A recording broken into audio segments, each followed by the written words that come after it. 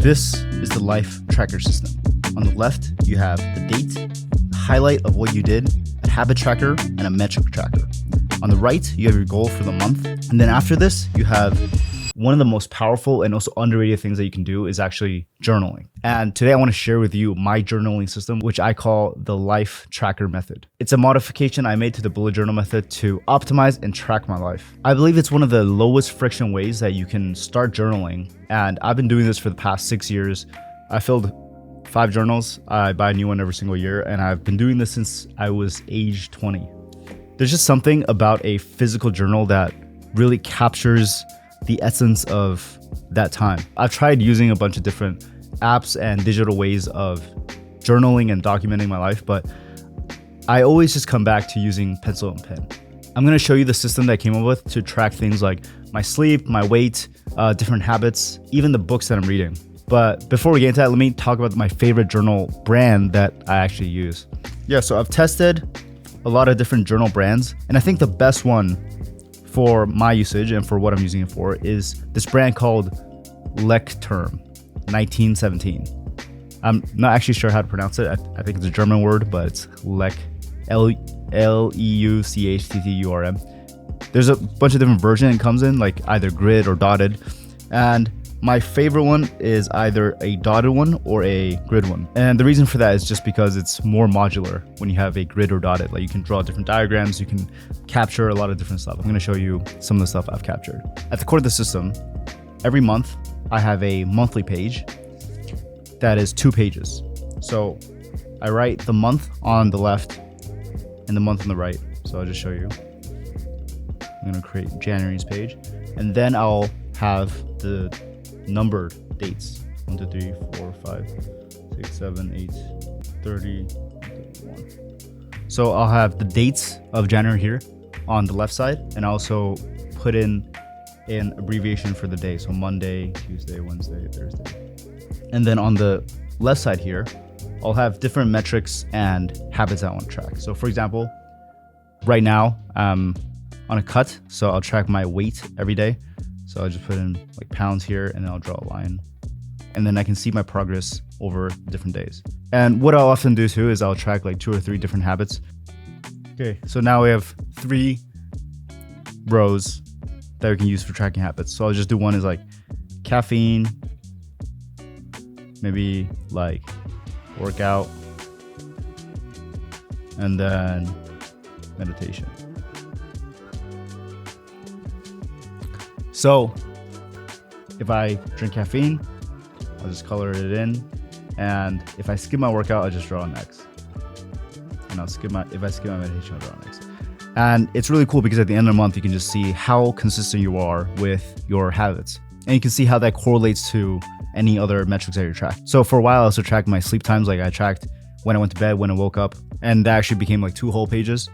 But now I'm just tracking my weight and my caffeine usage, workout, meditation. So like if I'm only drinking caffeine every other day, then maybe the next day it's like this, and the next day I'm like that.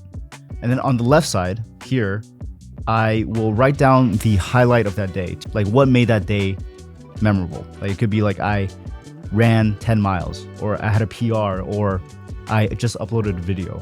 But the point of this left side is just to kind of document the main highlight of that day, so that if I read it, I can kind of see like, oh, that's the day that I did that. So like hung out with friends. This is pretty much it for the left side of the monthly page. And then the next month I do this again, and now I know like maybe I need to change my habits, or I need to do a new strategy for these habits. So this is a really effective way to really make sure that you're consistent with your habits and also thinking about how to optimize for them. So on the right side of the monthly page here, usually I'll write down some of my goals for this month, or some of the things I want to get accomplished. I don't use my journal as a to-do list, but I just use it to kind of track like what I'm doing, what I'm thinking, and some of the things I'm working on. So I might have like, read 5 books. And then maybe I have the books here, 1, 2, 3, 4, 5, and I'll write like. So yeah, super simple, just like something I want to keep in mind for the whole month. It could also just be reminders or like trips coming up. Like once you actually start doing this, and if you're like me, you start actually doing this for multiple years, it's really interesting because I can flip back to any given month in the past 5 years and you can see like on every single day, like what is the highlight of that day? Did I follow through my habits on that day? And what were my goals on that year and that date? So this is like the easiest way to journal, because rather than actually journaling every single day, like what you did, everything that you did, you're only journaling like one single line and also tracking like whether or not you hit your habits. But after you've set up this page, this is the page that I go to every single day in the morning or at night when I'm updating it. Sometimes if I don't update it like for a week, it's totally fine too, because I can usually just think about like what I accomplished over the week. So while you probably have your yearly goals or your decade-long goals that you're working on, these are just like monthly mini goals or like mini challenges that you want to try out. And you can kind of like document your experience, kind of like a experiment log or a laboratory journal. So a lot of times I'll do like 30-day challenges, like not for YouTube, but like just for myself. I'll do a 30-day challenge here and I'll track it, and then I'll like journal about like my experience with doing that. So after I set up the monthly page, I'll usually have individual entries whenever I feel like journaling or there's something that I want to think about on paper. And how I do that is that I'll just write like the date, and then I'll write the time. The beauty of a analog journal is that it can really be any format that you want. So sometimes I'll be like drawing a diagram or for an idea that I have. Definitely the coolest thing is just being able to look back on any given date or year and see what you were thinking about, what kind of decisions you were trying to weigh. And it really helps with increasing your mental clarity, reducing anxiety, and just being able to optimize your life further. It doesn't even have to be individual entries. Like sometimes I'll be summarizing a book that I read or capturing things that I've learned, because this journaling system is really inspired by Leonardo da Vinci. He's really known for his journals where he like writes down his observations or things that he's studying. And it's really interesting even now to look at some of the things that he's thinking about or some of the things that he was studying. I think Bill Gates previously bought one of his journals for like $30 million. And you can create something like that for yourself too. I also don't force myself to journal every day or even try to make it a habit. I just write down stuff whenever some new thought comes to me, or I just want to capture some sort of thing that I learned. The monthly page is the only thing I try to update every single day. But even if I miss a couple of days, it's still totally fine, because I can go back and think about what I did on that day and then fill it out. I don't want to show the actual entries, but I want to show like some of the things that I've captured in my journal. So like here's like an energy graph where I was like studying how I use my time, and I noticed that I had this like different peaks and troughs throughout the day, and I kind of like graphed this out. That is an interesting thing just for myself to look at. Yeah, here in July of 2021, I wrote down some of my goals, like read 4 books, like do this new workout plan. Sometimes I just doodle for fun in my journals. Here I actually like graphed out my sleep for, I think this must be like around almost a month. I graphed out my sleep, like when I was going to bed and when I was waking up. And it was just really interesting to see like this kind of correlation based on like how much coffee I was drinking. Let me see what else we got here. Sometimes I just like journal stuff just so I can document it and record it for the future, because I know that sometime in the future I'll look back and I'll be like nostalgic of this information. Here I tracked like how many steps I was taking for a vacation to Japan, and I wrote down like what I did every day, so you can see how many steps. And I also like even tracked my time on the trip, so I can see like I spent like 150 hours sleeping, like 23 hours exercising. I still hit the gym.